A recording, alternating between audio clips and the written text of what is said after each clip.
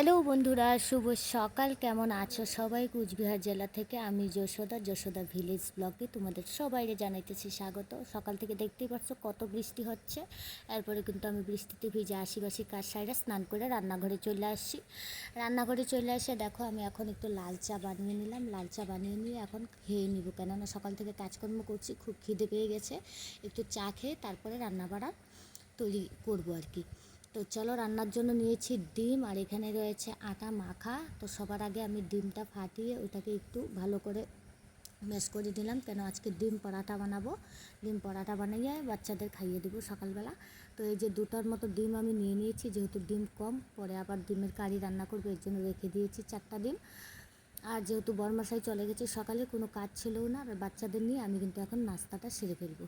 তো চলো, ডিম আমার হয়ে গেছে, ডিমটা ফাটিয়ে নিয়ে আমি দুটো ব্রেড সেকে নিলাম। ব্রেড সেকে এখন আমি চায়ের সঙ্গে খেয়ে নিব।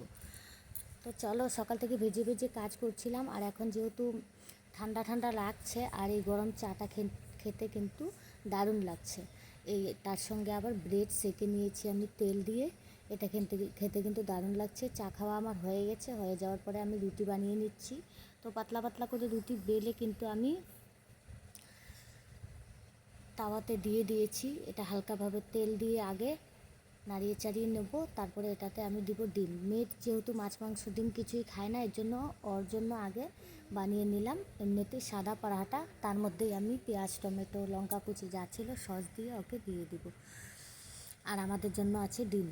তো চলো, মেয়েরটা রেডি হয়ে গেছে, মেয়েকে দিয়ে দিব। দিয়ে দেওয়ার পরে কিন্তু আমি তাওয়াটাতে ডিম দেবো, নয়তো আবার ও খাবে না ডিম লেগে গেলে। তো বাস, মেয়ের জন্য দুটো রেডি হয়ে গেছে, মেয়েকে দিয়ে দিলাম। এরপরে আমাদের মানে আমার আর আমার ছেলে, মানে মা বেটার খাওয়ার পালা। তো মা বেটা দুজনে আমরা ডিম খাই, তো ডিম দিয়ে বানাচ্ছি পরাঠা।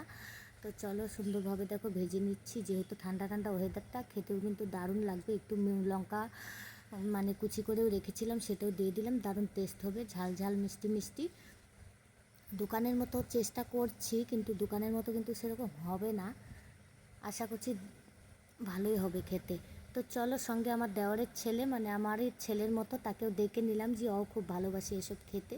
তো ও চলে এসেছে, এখন দুই ভাই মিলে খাচ্ছে, এখন আমার পালা। তো চলো, আমার রুটিটাও আমি বানিয়ে নিয়ে দেখো একদম এগ রোলের মতো মানে প্যাক রোল করে নিয়েছি। তো দারুণ লাগছে খেতে, এই যে দেখো কত সুন্দর হয়েছে। আর এদিকে কিন্তু আকাশও পরিষ্কার হয়ে যাচ্ছে, বৃষ্টি কমে গেছে, এর জন্য বাচ্চারা বাইরে বেরিয়ে গেছে খেলার জন্য। তো আমি বললাম জলে খেলিস না, আবার জ্বর সর্দি লেগে যাবে। তারপরে আমি খেয়ে নিচ্ছি, পেটটা ভরা থাকলে তারপরে এখন রান্নায় মন লেগে যাবে। তো চলো, এটা খাওয়ার পরে কিন্তু আমি উনান জ্বালিয়ে রান্না করা শুরু করে দেবো।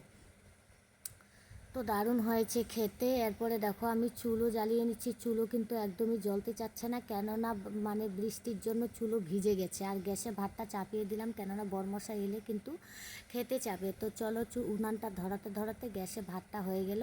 ভাতটা হয়ে যাওয়ার পরে কিন্তু আমি বরমশাই চলে এসেছে, আর ওনাকে খাবারটা দিয়ে দিলাম ডিম ভেজে দিয়ে।